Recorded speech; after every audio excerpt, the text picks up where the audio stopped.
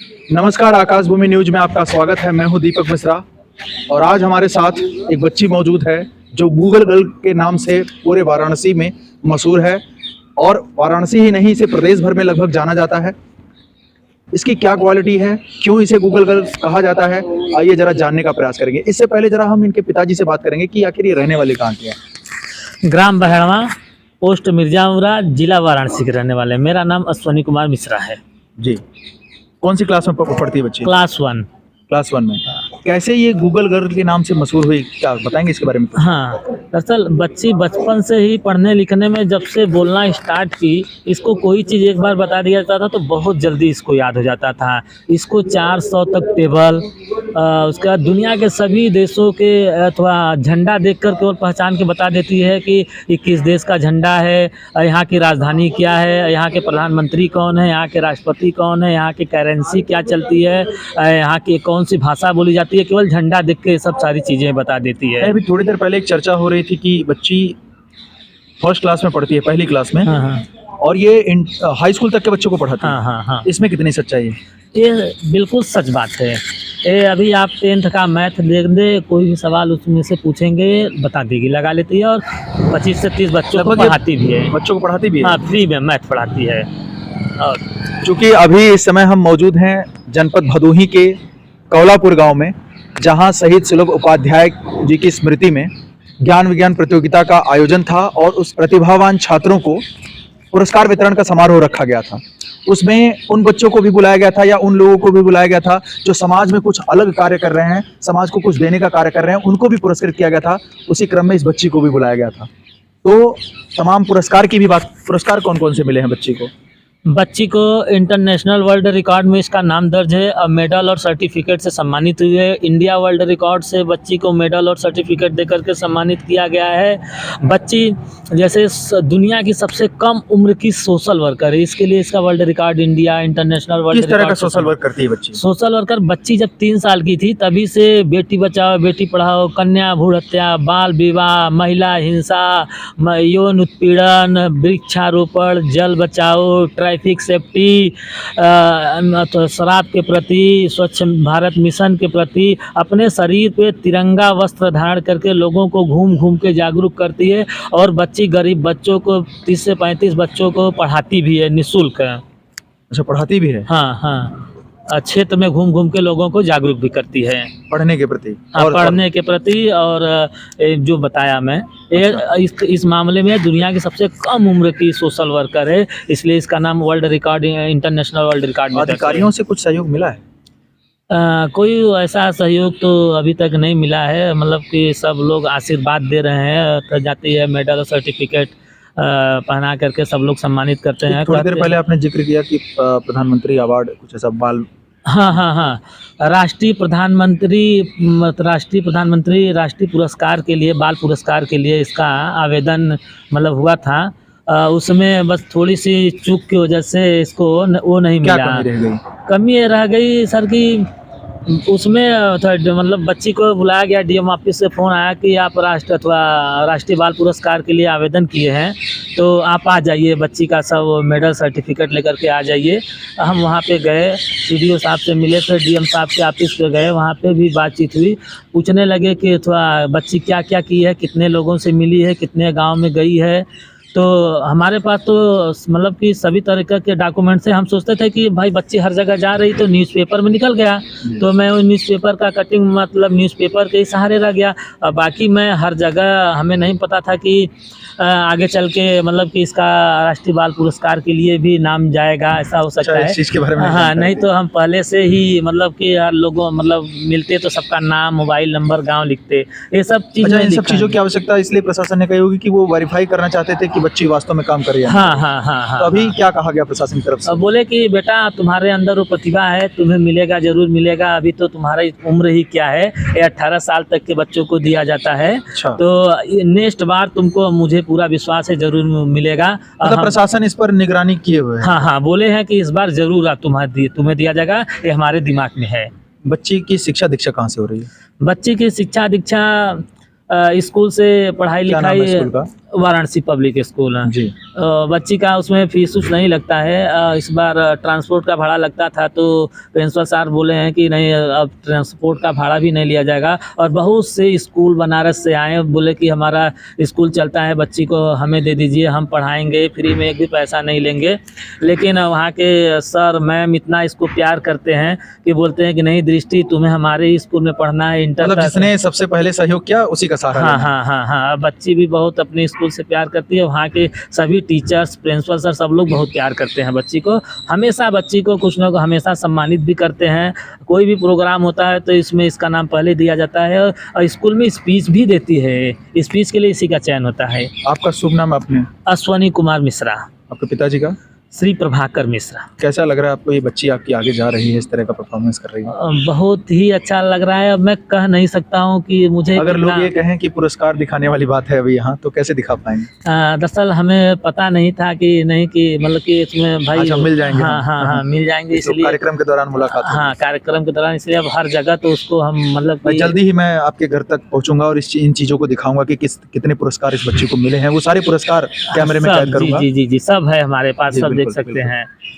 बच्ची से आइए, आप बच्ची से बात करने का प्रयास करेंगे और देखेंगे कि वास्तव में किस तरह का टैलेंट है। देखिए, एक चीज आपको बता देना चाहता हूँ कि मेरा नाम दीपक मिश्रा है। मैं इंटरव्यू मतलब इनोवेटिव आइडिया जो जनपद में अच्छा कर रहे हैं या जो लोग अच्छा करने का प्रयास कर रहे हैं हमारे समाज में, चाहे वो जनपद के हों या जनपद के बाहर के हों, उसमें किसी भी तरह का बनावटी सिस्टम नहीं होता।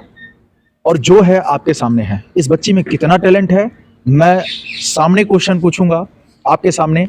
किसी भी तरह से हमारी इस बच्ची से पहले बात नहीं हुई है, पहली मुलाकात है इस बच्ची से मेरी। आइए जानते हैं कि इस बच्ची ने आखिर क्या किया है समाज के लिए और किस तरह का परफॉर्मेंस ये कर रही है। क्या नाम है बेटा? दृष्टि मिश्रा। कौन सी क्लास में पढ़ रही हैं? Sir class 1। क्लास 1 में। ये बताइए कि किन किन सामाजिक मुद्दों पर आप कार्य कर रही हैं? सामाजिक मतलब मैं जब 3 साल की थी तभी से मैं तिरंगा वस्त्र धारण करके बेटी बचाओ बेटी पढ़ाओ, कन्या भ्रूण हत्या बंद करें, महिला उत्पीड़न बंद करें, यौन हिंसा यौन उत्पीड़न बंद करें, बाल विवाह बंद करें, महिला सशक्तिकरण, हेलमेट लगा के हमेशा गाड़ी चलाएं और शराब पीकर कभी भी गाड़ी ना चलाएं और वृक्षारोपण पर पेड़ लगाएं और जल बचाएं, और जल का जितना ज़रूरत हो उतना ही प्रयोग करें और इन सब के प्रति मैं घूम घूम के लोगों को जागरूक करती हूँ। बेटा, बेटी पढ़ाओ बेटी बचाओ के बारे में किस तरह का कार्य कर रही हैं, क्या समझाती हैं लोगों को? मीन्स बेटी बचाओ बेटी पढ़ाओ में मीन्स बेटी बचाओ बेटी पढ़ाओ में कई सारे पॉइंट आते हैं, जैसे महिला उत्पीड़न, यौन हिंसा यौन उत्पीड़न और कई सारे पॉइंट आते हैं। तो पहला पॉइंट महिला उत्पीड़न के बारे में बात करते हैं। रिश्तेदार जैसे माता पिता, सास ससुर या रिश्तेदार और के या घर के अन्य व्यक्ति द्वारा किए जाने वाले हिंसात्मक व्यवहार एवं अत्याचार जो नारी को शारीरिक व मानसिक रूप से आघात पहुंचाता हो, जाति धर्म नस्ल के प्रति महिलाओं को मारना पीटना, गाली देना, उनका शोषण करना, उनके पर अत्याचार करना जो कि एक बहुत बड़ा अपराध है। ऐसे लोगों को कड़ी से सजा मिलनी चाहिए। और ये होता है महिला उत्पीड़न। अब सेकेंड पॉइंट, यौन हिंसा यौन उत्पीड़न, महिलाओं को गंदी बातें करना, गंदी हरकतें करना जो कि एक बहुत बड़ा अपराध है और ऐसे लोगों को कड़ी से कड़ी सजा मिलनी चाहिए। अगर ऐसी घटनाएं अगर महिलाओं के साथ अगर ऐसी घटना अगर होती भी है तो 1090 1090 यानी 1090 महिला हेल्पलाइन नंबर है जो कि निःशुल्क महिलाएं फ़ोन करके इस पर अपनी शिकायत दर्ज करवा सकते हैं और अपराधी को सज़ा भी दिलवा सकती हैं। और 1090 पर कॉल करने से महिला पुलिस काफ़ी तेज़ी से आगे आती है और महिला का भी पहचान एकदम गोपनीय रखा जाता है सर। और दूसरा मुद्दा कौन सा? बाल विवाह। हाँ। बोलिए, बाल विवाह पे कैसे, क्या जानकारी आपके पास? बाल विवाह मतलब 18 साल से कम उम्र के बच्चे, चाहे वो लड़का हो या लड़की, लड़की की अगर उनकी शादी हो जाती है तो वो बाल विवाह कहलाता है, और जो कि एक बहुत बड़ा अपराध है। इसके दो कारण है, एक तो पढ़ाई लिखाई की कमी ना होना और एक तो गरीब घर से ना, गरीब परिवार से होना। अब बाल विवाह जो कि एक बहुत बड़ा अपराध है, अगर घर में बाल विवाह हो जाता है तो घर में मारपीट हिंसा बहुत ज़्यादा होने लगता है, और घर में मारपीट भी बहुत ज़्यादा होने लगता है, और बेटा और बेटी दोनों का भविष्य खराब हो जाता है। महिला सशक्तिकरण यानी महिला को आगे ले जाने के लिए उन्हें खुद के पैरों पर खड़े होने का अधिकार, स्वतंत्रता और मजबूत बनाना। आजकल के उन लोगों को मैं कहना चाहती हूँ जो कहते हैं कि आजकल के क्षेत्र में बेटियाँ कुछ नहीं कर रही, तो मैं उनके लिए ये बात कहना चाहती हूँ कि आजकल के समय में बेटियाँ क्या नहीं करें। बेटियाँ IPS बनी, IAS बनी, और अभी जो हमारी राष्ट्रपति हैं श्रीमती द्रौपदी मुर्मू, वो भी एक बेटी ही हैं, और श्रीमती प्रतिभा पाटिल जो भी राष्ट्रपति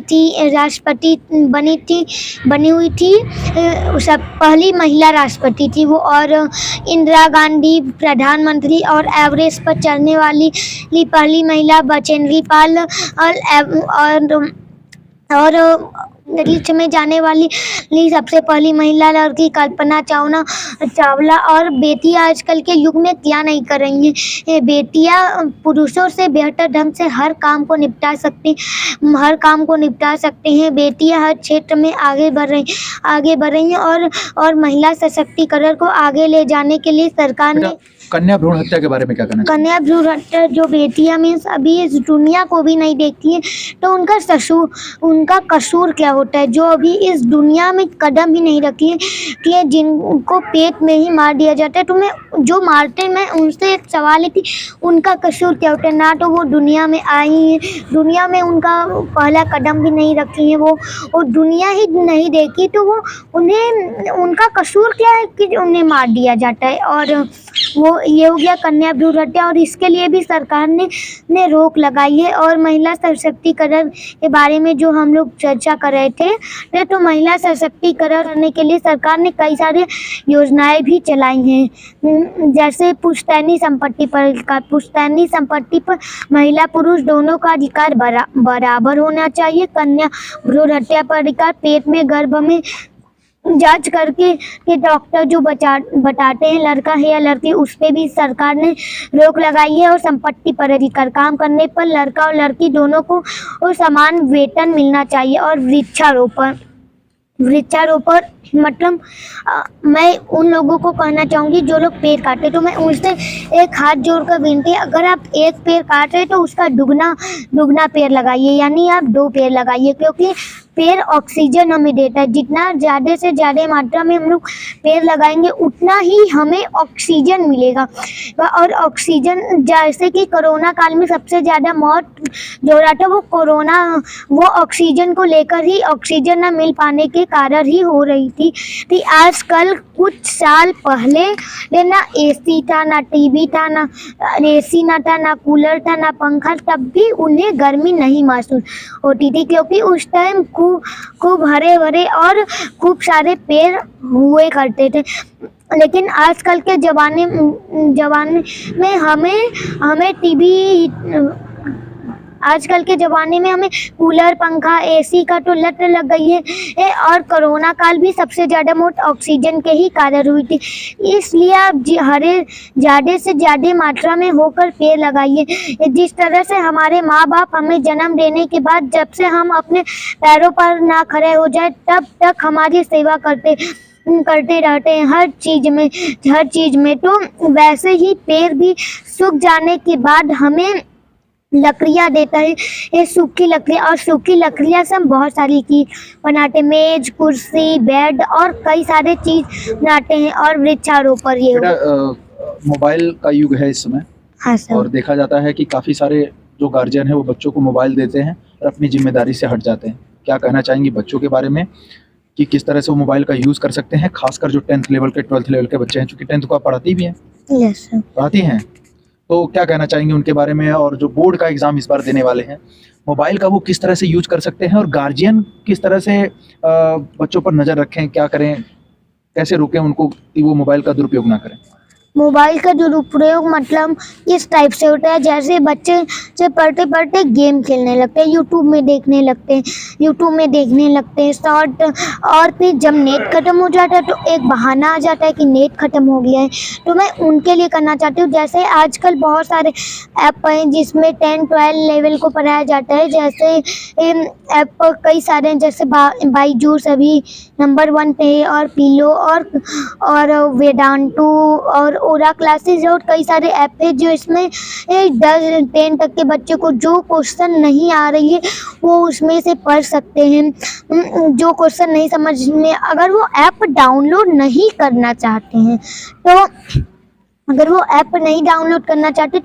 आजकल यूट्यूब का भी वो सहारा ले सकते हैं, क्योंकि यूट्यूब भी एक ऐसी प्लेटफॉर्म हो गई है जिसमें हर चीज़ बताई जा सकती है। यूट्यूब में कोई भी ऐसी चीज़ नहीं है जो यूट्यूब में ना आए। यूट्यूब में अगर बच्चे को नहीं कुछ क्वेश्चन जो होता है नहीं समझ में आता है तो आप यूट्यूब पे जाकर वो क्वेश्चन को देख सकते हैं, एग्जाम्पल ले सकते हैं इन सब चीज़ों का। और जो गार्जियन है उन्हें भी गाइड करना ही बहुत ज़रूरी है। पेरेंट्स जो होते हैं उन्हें गाइड करना सबसे ज़्यादा इम्पोर्टेंट काम है, क्योंकि फिर जब बच्चे गाइड होंगे, कि जैसे आज हम बता देते हैं आपको कि आज मेरे पास अभी कई सारे बच्चों के माता पिता आते हैं और वो बोलते हैं कि दृष्टि मेरा बच्चा अच्छा से पढ़ाई नहीं कर रहा है और मैं चाहता हूँ कि वो भी तुम्हारे तरह पढ़ाई करे और अपने देश और अपने माता पिता का देश का नाम रोशन करे। तो मैं उनके लिए 2 लाइन कहना चाहूँगी कि अगर आप पढ़ना लिखना चाहते हैं, शिक्षित बनना चाहते हैं, तो इसके लिए आपको पढ़ाई लिखाई शिक्षित बनना बहुत ही ज़रूरी है, क्योंकि शिक्षा और शेरनी का दूध है जो पिएगा और डहारेगा और जो पिएगा वो डहारेगा। और फिर आप ही लोग बड़े होकर कहेंगे छोटे में हम लोगों को कुछ समझ नहीं आते। हम लोग तो सोचते होंगे कि जो छोटे बच्चे होते हैं कि पढ़ाई का क्या महत्व होता है, लेकिन जब वो बड़े हो जाते तब उन्हें पता चलता है। फिर वही लोग बड़े होकर अपने माता पिता से कहेंगे कि आपने मुझे पढ़ाया लिखा क्यों नहीं, शिक्षित क्यों नहीं बनाए। अगर आप लोग बड़े होकर कोई भी परेशानियों को झेलना नहीं चाहते, परिस्थिति नहीं झेलना चाहते, तो आपको पढ़ना लिखना शिक्षित बनना बहुत ही ज़रूरी है। और इसके लिए हमें अपने माता पिता और अपने गुरुजनों का बात मानना बहुत ही इम्पोर्टेंट है, क्योंकि वो जो भी कहते हैं वो हमारे भलाई के लिए ही कहते हैं। आजकल कुछ दिनों से पानी की बहुत कमी हो जा रही है, मतलब, और इसके कई सारे कारण हैं। तो मैं कुछ मेन कारण बता देती हूँ। पहला कि बरसात बहुत कम हो रही है, बारिश बहुत कम हो रही है, और बारिश सेकंड रीजन। दूसरा कारण ये है कि बारिश तो कम हो ही रही है, लेकिन इसका दुरुपयोग पहले से ही बहुत ज़्यादा हो रही है। और तीसरा कि अगर हम बात करें, हम बड़ी नदियों शहरों बड़ी नदियों और नहरों तालाबों को तो गंदगी इसमें फैला दे रहे हैं। ये गली चीज़ें फेंक दे रहे हैं, प्लास्टिक फेंक दे रहे हैं, जिससे हमारा जो नदी तालाब है वो गंदे हो जा रहे हैं। और पानी का बहुत ही इस टाइम दुरुपयोग हो रहा है। पानी का जब हम नदी तालाब अगर गंदा हो जा रहा है तो वहाँ का पानी कोई पीता है? No sir. उससे नुकसान क्या होगा तब? उससे नदी तालाब गंदा होने से कैसे नुकसान हो सकता है? मतलब जब वो जाता है, मतलब नीचे से वेल में जाता है, कुआं में या हैंडपंप में जाता है, तो जब वो जाता है तो वो वही जो गंदा पानी होता है वही उसमें चल जाता है, और उसमें जाने के बाद वो पानी गंदा आने लगता है। नदी में कोई रहता है जिसको नुकसान हो कभी? सर मछलियाँ रहती हैं, और कोई जीव? सर कई प्रकार की मछलियाँ रहती हैं। अच्छा, तो उनको क्या नुकसान होता है? उनको में से पानी गंदगी हो जाती तो उसमें कई सारी मछलियाँ जैसे होती हैं जिन्हें गंदगी में रहना पसंद नहीं होता तो उन्हें भी उनसे परेशानी हो सकती है। चाइल्ड अब्यूज का नाम सुने हैं हाँ बच्चों? सर। हाँ, बताएंगे उसके बारे में। जी सर, जैसे 18 साल से नीचे के कम उम्र के बच्चे, चाहे वो लड़का हो या लड़की, और अगर उनको हमेशा कोई मार पीट रहा हो या गाली दे रहा हो, घर का हो या बाहर का, अगर नफरत की भावना से यानी अगर द्वेष की भावना से ऐसा कर रहा है तो सरकार ने ऐसे नाबालिग बच्चों की मदद के लिए एक हेल्पलाइन नंबर बनाई है, चाइल्ड हेल्पलाइन नंबर 1098, जो कि निःशुल्क है। अगर बच्चे को किसी भी प्रकार से कोई परेशान कर रहा है तो बच्चे इस पे फोन करके उनकी शिकायत दर्ज करवा सकते हैं, और जो कि निःशुल्क है, और बच्चे की इसमें काफ़ी तेज़ी से मदद भी की जाएगी। अब मैं शराब को लेकर भी बोलना चाहती हूँ। आजकल जैसे सबसे ज़्यादा जो एक्सीडेंट होते हैं वो शराब पीकर होती है। शराब जब हम पीते हैं तो एकदम पागल बन जाते हैं, रोड पर घूमते हैं, नशा जब हम लोग करते हैं, नशा एक बहुत ही गंदी चीज़ है, और सरकार ने शराब न पीने के लिए रोक भी लगाई हुई है, लेकिन आजकल भी कुछ लोग भी पी रहे हैं। और एक शराब बंदी पर एक गाना भी वायरल हुआ है, और शराब आप लोगों से हाथ जोड़कर विनती है कि जब आप लोग शराब पिएंगे तो आप कुछ ही दिनों के मेहमान रह जाएंगे। आपका कहीं एक्सीडेंट हो जाएगा, और कहीं ना कहीं एक्सीडेंट आपका ज़रूर हो जाएगा, और फिर आपके बच्चे अनाथ हो जाएंगे। तो आप तो अपने बारे में कुछ सोच ही रहे हैं, लेकिन आप लोग कुछ एक बार अपने बच्चे के भी बारे में सोच लीजिए। ये हो गया शराब के बारे में। अब मैं हेलमेट के बारे में कुछ बताना चाहती हूँ।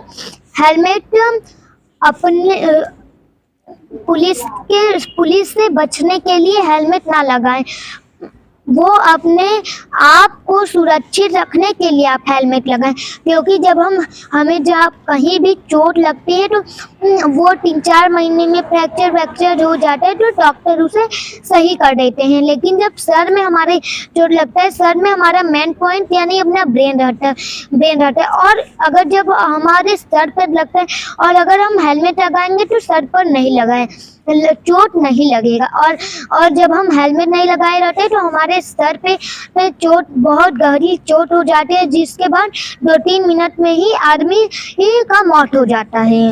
और इसलिए आप सब लोगों से हाथ जोड़कर विनती है मेरा कि आप लोग जब भी गाड़ी चलाएं तो हेलमेट पहन के चलाएं, और शराब पीकर कभी भी गाड़ी ना चलाएं।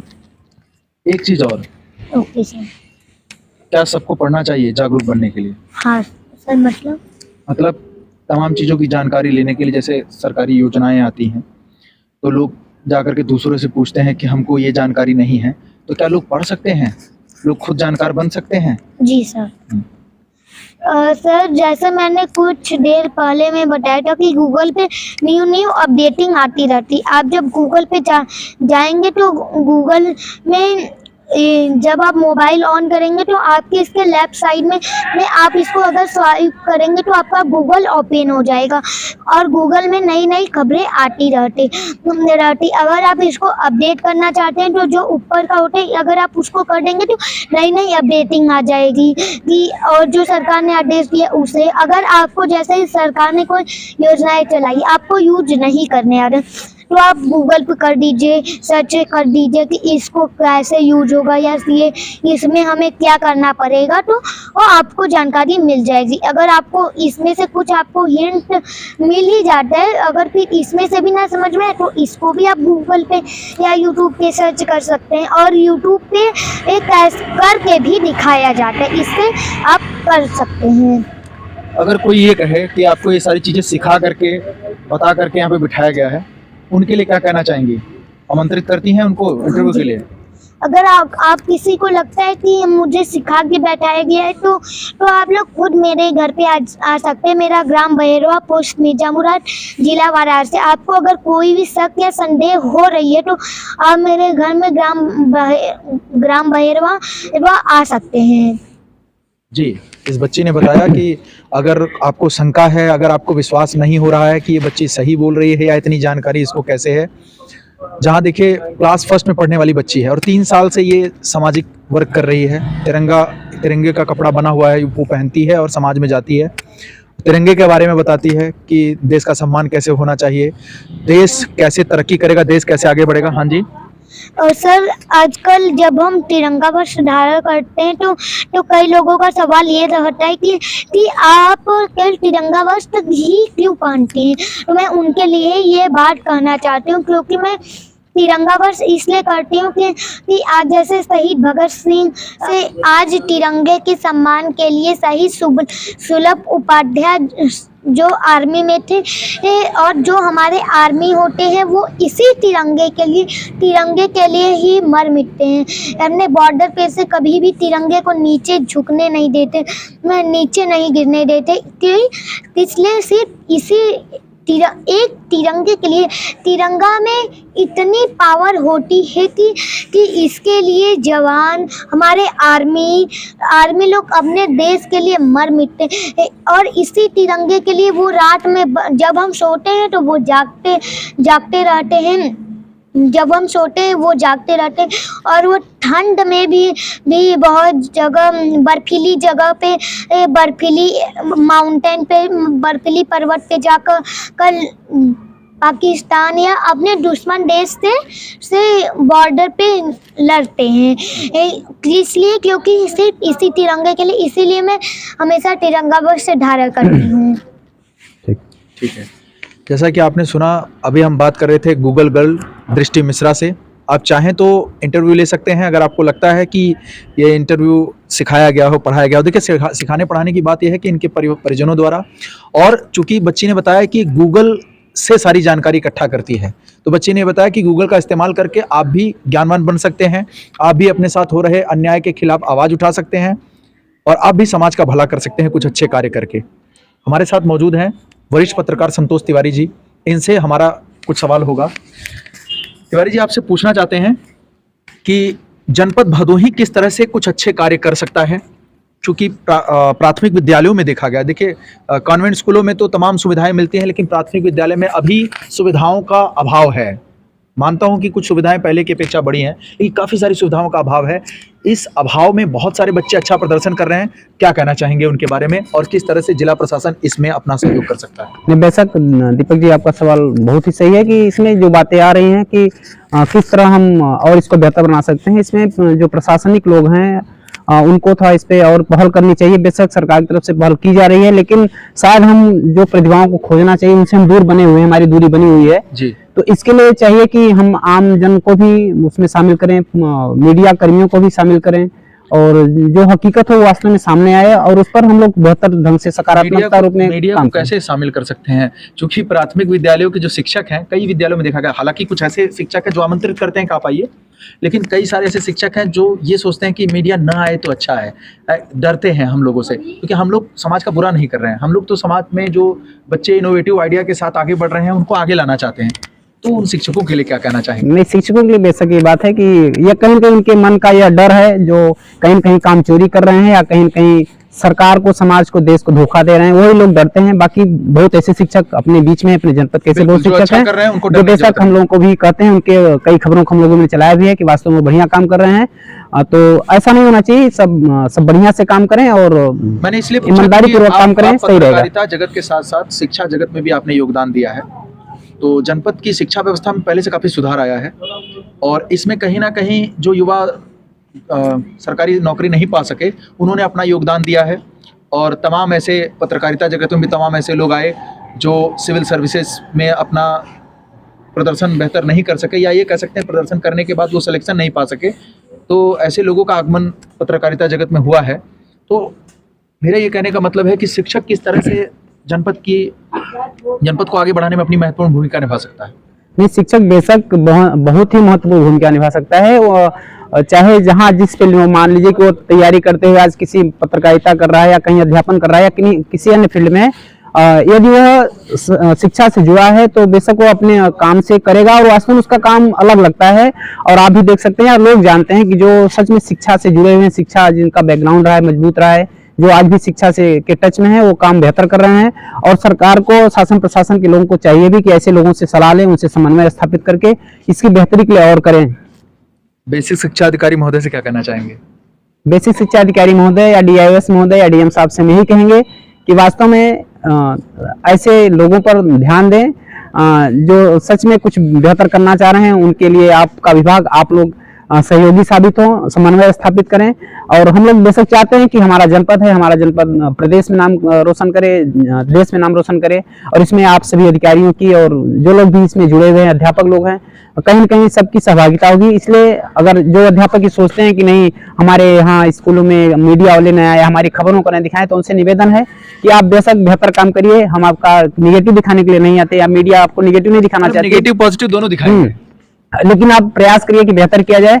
अगर आपको डर लगता है कि नहीं निगेटिव दिखाते इसलिए ऐसा नहीं, आप अच्छा करिए। बेशक हम कोई हमारा मुद्दा नहीं कि हम आपको निगेटिव ही दिखाएं। अगर आप बेहतर अच्छा करेंगे तो हम प्रयास करते हैं कि हम दोनों पक्ष को दिखाएं। और यह कहीं न कहीं हमें लग रहा है कि इधर कुछ महीनों से यह देखने को मिल रहा है कि अभी इसका यहाँ की जो जिम्मेदार अधिकारी हैं उनका प्रयास कहा जाए, या मीडिया का डर कहा जाए, या तो अध्यापकों की जो है सुधार में उनके कार्यशैली में सुधार कहा जाए, बेशक बेहतर प्रदर्शन देखने को मिल रहा है। और आमंत्रित करना चाहेंगे इस मंच से, आज हम अध्यापकों को आमंत्रित करना चाहेंगे और जनपद के अधिकारियों को कि इस तरह के इवेंट्स और रखे जाएं, ताकि जो जनपद के स्कूलों में छिपी हुई प्रतिभा है उसको उसमें निखार लाया जा सके। आपका बहुत बहुत धन्यवाद। फिर मिलेंगे किसी अगले कार्यक्रम के साथ।